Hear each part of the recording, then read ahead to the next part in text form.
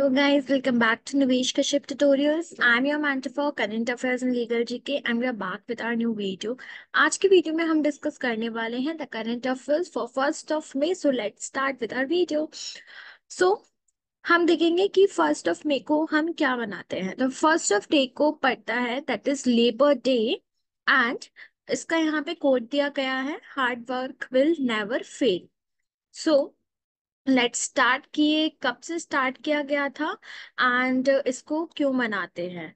Now the 1 May that is international labour day और the May day क्यों, क्योंकि ये starting of the May month में मनाया जाता है and it is also known as कामगार दिवस, कामगार दिन एंड अंतरराष्ट्रीय श्रमिक दिवस. तो इसके 3 नाम हैं. फिर उसके बाद आता है इसको क्यों मनाया जाता है. So to commemorate the struggle for labour rights के लिए, to remember the events that occurred in Chicago. So Chicago में जो लेबर राइट्स हुए थे उसके स्ट्रगल के लिए, उसको कमेमोरेट करने के लिए मनाया जाता है. एंड उन स्ट्रगल्स को क्या बोला जाता है, these are known as the Haymarket affair. Now 1 May 1886 को मीन्स अभी क्यों हुआ था. सो 1 मई 1886 में 1000 of पीपल चिकागो में एक डेमोन्स्ट्रेशन उन्होंने चालू किया था on the behalf of 8 hour work day. So 8 hour work day के लिए उन्होंने वी कैन से एक एक बोलते हैं ना कि ये चीज उन्होंने उसके लिए फाइट किया था. सो उन्होंने वो चालू किया था, इसलिए 1 मई को लेबर डे बनाया जाता है. Now, in 1889, a lot of socialist parties in Europe came together and decided to celebrate May 1 as the International Labour Day. तो फिर हुआ क्या था, 1889 से इसको लेबर डे सेलिब्रेट करता मीन्स करने लगे लोग वाग. So in India the first labour day और May day was celebrated in Madras. तो मद्रास में इसको पहली बार सेलिब्रेट किया गया था, known as now known as Chennai. तो जो उस टाइम का मद्रास था अब उसको चेन्नई माना जाता है. उस टाइम पे तो किस पार्टी ने इसको पहली बार स्टार्ट किया था. सो May 1 1923 में इसको स्टार्ट किया गया था बाय द लेबर किसान पार्टी ऑफ हिंदुस्तान. तो इन्होंने इसको पहली बार सेलिब्रेट किया था इन 1923. फिर उसके बाद आता है अबाउट द फाउंडेशन डे. तो गुजरात और महाराष्ट्र को का फाउंडेशन डे इस दिन को मनाया गया है, माना गया है. अब लेट्स सी कि क्यों उसको ऐसे मनाया गया था. तो जो बॉम्बे का जो बाइलिंगुअल स्टेट ऑफ बॉम्बे थी उसको 2 पार्ट्स में डिवाइड कर दिया गया था, जैसे कि अभी हमने देखा. दैट इज बॉम्बे को डिवाइड कर दिया गया महाराष्ट्र में एंड गुजरात में. एंड जो टू डिफरेंट लैंग्वेजेस स्पीकिंग वाले जो पर्सन्स थे लाइक गुजरातीज एंड मराठीज, उनके लिए सेपरेट स्टेट एक उन्होंने बिल्ड कर दी थी. ठीक है. सो 1 मई को महाराष्ट्र डे और गुजरात डे भी मनाया जाता है. 1960 में बाइलिंगुअल स्टेट ऑफ बॉम्बे थी, उसको 2 डिफरेंट स्टेट्स में उसको डिवाइड कर दिया गया था. बाय किस एक्ट से किया था, बॉम्बे रीऑर्गेनाइजेशन एक्ट से. ठीक है. 1960 में तो मराठी स्पीकिंग पीपल्स महाराष्ट्र में चले गए थे एंड जो गुजराती स्पीकिंग पीपल्स थे वो गुजरात में चले गए थे. अब हम कुछ देखते हैं facts about Maharashtra and Gujarat. So सबको पता है महाराष्ट्र की कैपिटल मुंबई है. इसके चीफ मिनिस्टर एकनाथ शिंदे हैं. इसके गवर्नर भगत सिंह कोश्यारी है. स्टेट एनिमल यहाँ का इंडियन जाइंट स्क्वेरल है. इसका ट्री कौन सा है, state tree that is mango tree. State flower है इसका जैरुल. स्टेट बर्ड है येलो फुटेड ग्रीन पिजन. अब अगर हम बात करें तो गुजरात की कैपिटल मानी जाती है गांधीनगर. गुजरात की कैपिटल गांधीनगर है. चीफ मिनिस्टर भूपेंद्र पटेल है एंड गवर्नर इसके आचार्य देवव्रत है. स्टेट एनिमल यहाँ का एशियाटिक लायन है. स्टेट बर्ड यहाँ की ग्रेटर फ्लैमिंगो है. यहाँ का स्टेट ट्री बनियान ट्री है. स्टेट फ्लावर इसका मैरीगोल्ड है. सो ये था अबाउट हमारा महाराष्ट्र एंड गुजरात. अब आते हैं हम about the navy. So Vice Admiral Dinesh Kumar Tripathi appointed as the next chief of the naval staff। तो ये यहाँ पे एक अपॉइंटमेंट है, इंपॉर्टेंट अपॉइंटमेंट। दिनेश कुमार को नेवल स्टाफ का वाइस चीफ बना दिया गया है। एंड इन्होंने किसको सक्सीड किया है? एडमायरल आर हरि कुमार को करा है। And he has been served as a flag office commander in chief. कहाँ के? वेस्टर्न नेवल कमांड के लिए। क्योंकि काफी सारी अगर हम देखें तो काफी सारे जोन्स में डिवाइड कर दिया गया है इन कमांड्स को। तो ये होती है नॉर्दर्न कमांड। सो ये होती है नॉर्दर्न कमांड, ये होती है सदर्न कमांड, ये होती है वेस्टर्न कमांड, एंड ये होती है हमारी ईस्टर्न कमांड। तो इनको वेस्टर्न कमांड का, वेस्टर्न नेवल स्टाफ का जो वो है, वहां पे इनको क्या कर दिया गया है, वहां पे इनको अपॉइंट किया गया है। ठीक है। So he commanded the Indian naval ships. अभी किस नेवल शिप को कमांड करेंगे? तो विनाश, किर्च एंड त्रिशूल। तो इन तीन नेवल शिप्स को ही कमांड करेंगे। And admiral Tripathi is a recipient of अति विशिष्ट सेवा मंडल एंड द नौसेना medal for devotion of duty. तो इनकी जो नेवी में जो ड्यूटी है, सर्विंग ड्यूटी है, उसके लिए इनको इन दो रिवॉर्ड से भी अवॉर्डेड किया गया है।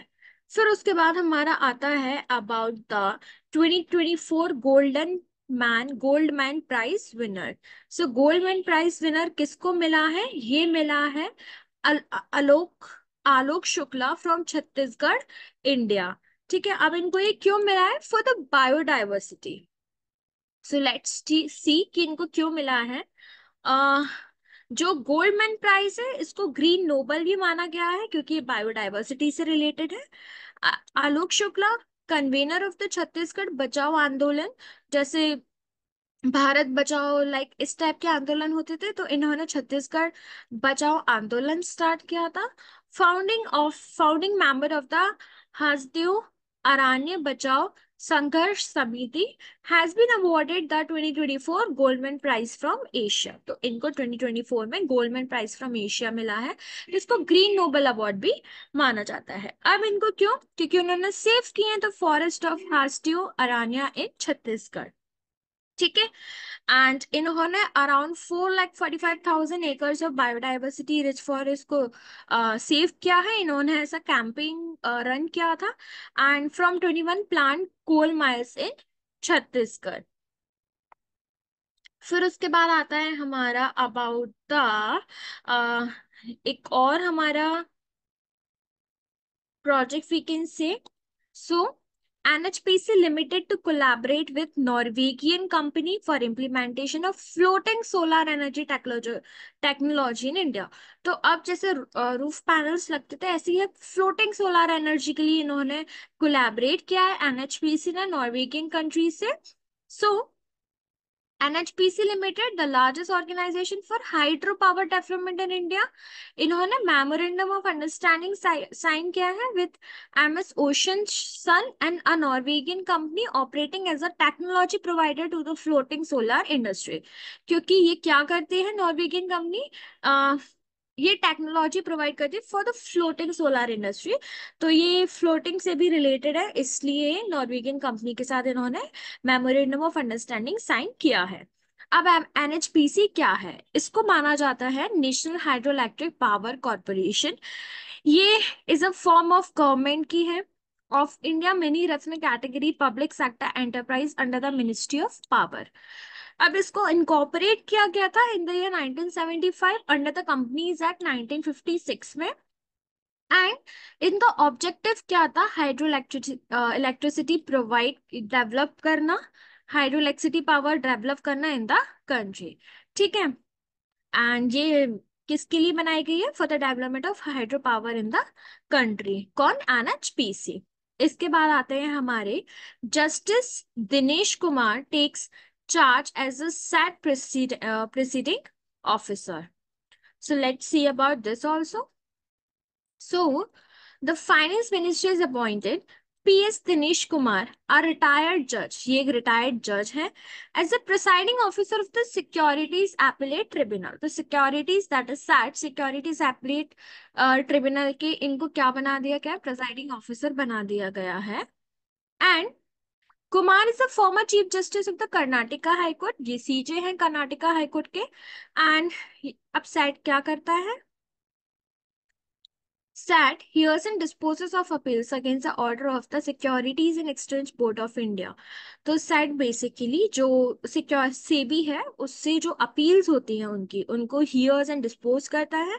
And the Insurance Regulatory Development Authority of India and the Pension Fund Regulatory and Development Authority along with the appeals against the stock exchange and depositors. तो बेसिकली ये जो हमारे organisations we can say like SEBI means different जो bodies हैं हमारी in India, ये जो SEBI की है एंड इंश्योरेंस रेगुलेटरी डेवलपमेंट है, पेंशन फंड, ये जो डिफरेंट डिफरेंट ये है, तो इनको क्या करता है, इनकी जो अपील्स होती है उनको हियर करता है एंड डिस्पोज करता है.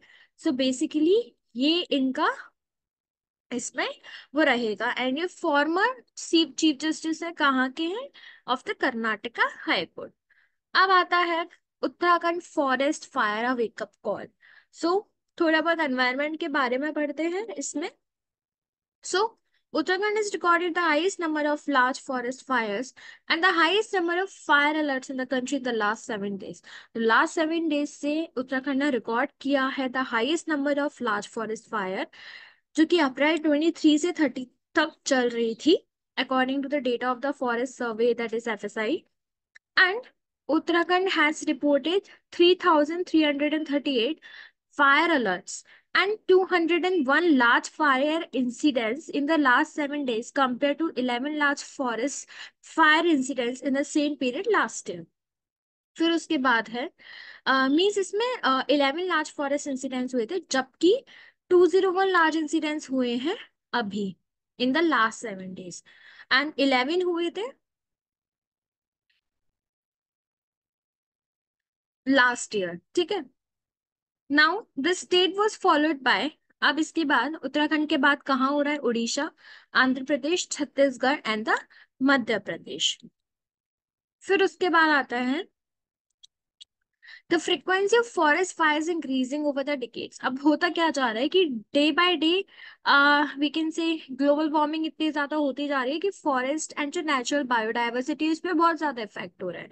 So increasing over the decades as population is growing and presence of people is और नियर फॉरेस्ट इज इंक्रीजिंग. तो होता क्या जा रहा है, जो जंगल है काटे, लोग वाग सिटी से अवे भाग रहे हैं, मीन्स एक्सपैंड कर रहे हैं सिटीज को. तो जो सिटीज एक्सपैंड हो रही हैं वो मेजरली फॉरेस्ट से भी कनेक्टेड होती जा रही है. Now, changes in climate and dry shells are also contributing to the spread of forest fires. तो जो क्लाइमेट में चेंजेस हो रहे हैं एंड ड्राई स्पेल्स, इतना सूखा मीन्स बारिश कम होना, एंड ये सारे फैक्टर्स जो हैं वो सब कंट्रीब्यूट कर रहे हैं to the forest fires, especially in Kumaon, where there are a lot of pine trees and flammable pine needles on the forest flue. अब होता क्या है कि wild life prevention and management होना चाहिए. कैसे? इम्प्लीमेंट कंट्रोल मींस जो burning of fossil fuels है, जो फ्यूल्स है, उसके लिए एक मेथड होना चाहिए या प्रॉपर इम्प्लीमेंटेशन होना चाहिए. Improve wild life detection and forecasting technologies. आप टेक्नोलॉजीज को डिटेक्ट करो, मीन्स अपनी जो वाइल्ड फायर है मतलब उसको इम्प्रूव करो. फिर उसके बाद आता है develop coordinated response between fire management agency. Now अगर कुछ पहले से ही कुछ थोड़ी बहुत शुरू हुई है तो आप उसको तब भी कंट्रोल कर लो instead of increasing it. Establish early warning systems and evacuation plans. अगर मीन्स जैसे ही समर सीजन स्टार्ट होता है पहले से ही ये सब प्री प्लान चीजें होनी चाहिए कि अगर ऐसी कोई सिचुएशन आती है तब हम उसमें वेकअप कॉल क्या लें. Build fire resistance in structures and infrastructures, reforestation and landscape restoration post fire, and public education campaigns on fire safety and prevention. कि public को educate करो कि if they see such fires or such atmosphere around them कि ऐसा कुछ होने वाला है तो उसके लिए उनको पहले ही अलर्ट करके रखो या पहले से ही इतना उनको बता के रखो कि इस टाइम पे क्या प्रिकॉशंस लेनी चाहिए. फिर उसके बाद आता है impact on massive wild Fyers. ठीक है, अब होता क्या है एनवायरमेंट में, मीन्स जो हो रही है वो क्यों हो रही है। Environment release huge amounts of carbon emissions, जो कि हमको पता है कार्बन एमिशन से बहुत ज्यादा इफेक्ट होता है। Damage ecosystem and biodiversity, now destroy wild life habitats, जो एनिमल्स जो रह रहे हैं उनके जो नेचुरल हैबिटेट्स हैं वो डिस्ट्रॉय होते जा रहे हैं। Cause erosion and land degradation, contaminated water sources and debris and chemicals. The impact of massive wildfires on health. अब हेल्थ पे क्या हो रहा है, कुछ injuries and loss of human life हो रही है, इससे नई नई बीमारियां हो रही हैं, हजार्डस एयर पॉल्यूशन हो रहा है स्मोक से, and exacerbate respiratory and cardiovascular coordinations. ठीक है, तो ये था हमारा अबाउट द वी कैन से जो फॉरेस्ट फायर हो रही थी उत्तराखंड में उससे रिलेटेड। अब आता है हमारा अबाउट द पीवी सिंधु। तो पीवी सिंधु को जो पेरिस क्वालिफायर्स के लिए इनको क्वालिफाइड कर दिया गया है 2024 के लिए। अब हम देखते हैं कि Indian shuttler set to shine at 2024 Paris Olympics, जो 2024 में जो पेरिस ओलंपिक्स होने वाले में उसमें इंडियन शटलर पीवी सिंधु को सिलेक्ट कर दिया गया है। The Sports Authority of India informed that 7 shuttlers will represent India across 4 categories in the 2024 Paris Olympics. Two-time Olympic medalist, इनको two-time ऑलरेडी मेडल मिल चुका है पीवी सिंधु को, will again lead India's challenge in the women's category where she is the only Indian entrant. Now, Satvik Rai, Satvik Sairaj Rankireddy and Chirag Shetty have qualified in the men's double category. इनको men's की category में लक्ष्य Sen and HS Prannoy will complete in men's singles, इनको singles की, इनको doubles की category में, and Tanisha Crasto, Ashwin Ponnappa will be participating in women's double. So ये कुछ names हैं, important names हैं, just note down them क्योंकि ये फर्दर एग्जामिनेशंस में पूछे जाएंगे as it is related to Paris Olympics, and जिसमें कि इंडिया की पीवी सिंधु को सिलेक्ट कर दिया गया है, मिस क्वालिफाइड हो चुकी है वो फॉर द पेरिस ओलंपिक्स। उसके बाद आता है हमारा about the naval ship. Basically ये एक मिसाइल बार्ज है, एंड अब अपन देखते हैं बार्ज क्या होता है। Barge is defined as a एक फ्लैट बॉटम मरीन वेसल होता है पानी में चलने वाला, that's mainly use for cargo transportation, जो कार्गो ट्रांसपोर्टेशन के लिए यूज किया जाता है। वो अपने आप नहीं चलते हैं लाइक अ बोट, वो फ्लोट करते हैं एंड आर टोड और टक्ड बाय अदर वेसल्स, उनको अदर वेसल्स के थ्रू ले जाया जाता है। ठीक है, मीन्स टक करके, means we can say join करके लाइक सम वेज, तो टक्ड एंड टो करके उनको ले जाया जाता है। सो एक्चुअल में न्यूज क्या है, launch of sixth ammunition cum torpedo cum missile barge LSAM 20, that is Yard 130. Now the Indian Navy launched the sixth large as part of 11 barge project. तो 11 जो बार्ज प्रोजेक्ट है उसमें से sixth barge है ये, constructed by MS Surya तिप्ता projects private limited. तो ये जो कंपनी वी कैन से इन्होंने इसको डेवलप किया है, boosting transport and logistics for naval operations. अब बार्ज ये हम देख चुके हैं, फ्लैट बॉटम मरीन वेसल होता है, कार्गो ट्रांसपोर्टेशन के लिए यूज किया जाता है, जो इंडिपेंडेंट मूवली नहीं करता है बट ये फ्लोट करता है, या इसको टग या टोक कर देते हैं, टग या टो कर देते हैं by some other vessels. Now chief of naval staff कौन है, एडमायरल दिनेश कुमार त्रिपाठी। इसके पहले कौन थे, एडमायरल आर हरि कुमार, जो कि रिटायर्ड हुए हैं रिसेंटली ऑन April 30, 2024। अब let's see about some questions जो कि इस वीडियो में से भी है, and apart from this video also. So who has been appointed as a head coach of ODIs and T20s by the Pakistan Cricket Board? So किसको करा है, गैरी किर्स्टन को। So the correct answer is option number A. फिर उसके बाद आता है what status was granted to Housing and Urban Development Corporation Limited by the Department of Public Enterprises? So the answer is option number A, Navratna status। फिर उसके बाद आता है recently we have seen this question, who is appointed as the new chief of the naval staff? So the answer is admiral Dinesh Kumar Tripathi. इनके पहले कौन था? Admiral R Hari Kumar. So the answer is option number C. Now which country won both the men's and women's doubles titles in the sixth Asian Carom Championship? ठीक है, इसमें carrom championship के बारे में है। So the answer is option number B, that is India. So guys, I hope that you would like this video. Before going, just like the video, share it, subscribe to the channel to get the latest notifications of our video. Also, you can follow us on Telegram for some latest updates and some news, and also you can follow us on YouTube to get the daily videos on our channel. Also, you can just follow us on Telegram for the PDF of this video. The link is in the description. And also, thanks for watching the video.